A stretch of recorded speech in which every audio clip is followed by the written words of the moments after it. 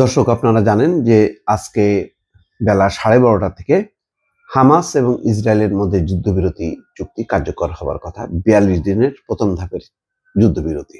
তারপরে পর্যায়ক্রমে এটা বাড়বে। তার আগেই নেতানিয়াহু একটি হুমকি দিয়েছেন, একটি বক্তব্য দিয়েছেন। তার ফলে নতুন একটি জট তৈরি হয়েছে। আদৌ এই যুদ্ধবিরতি কার্যকর হবে কি হবে না।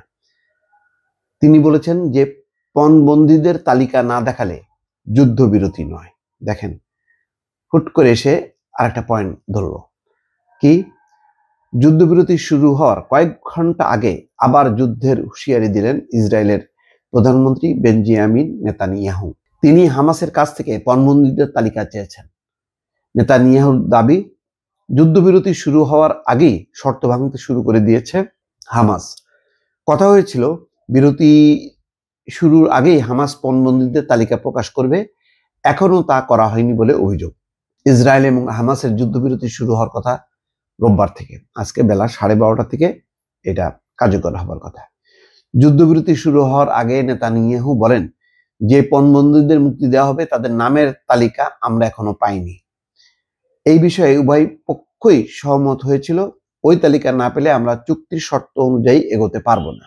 চুক্তির শর্ত লঙ্ঘন বরদাস্ত করবে না ইসরায়েল, এর জন্য একমাত্র দায়ী থাকবে হামাস।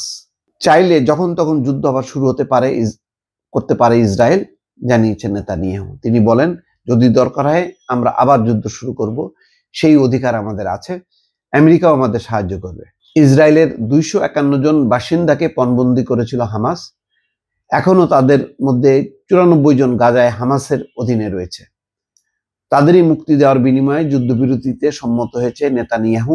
ইসরায়েলের সেনাবাহিনীর অবশ্য দাবি, 94 জনের মধ্যে অন্তত 34 জনের মৃত্যু হয়েছে হামাসের হাতে।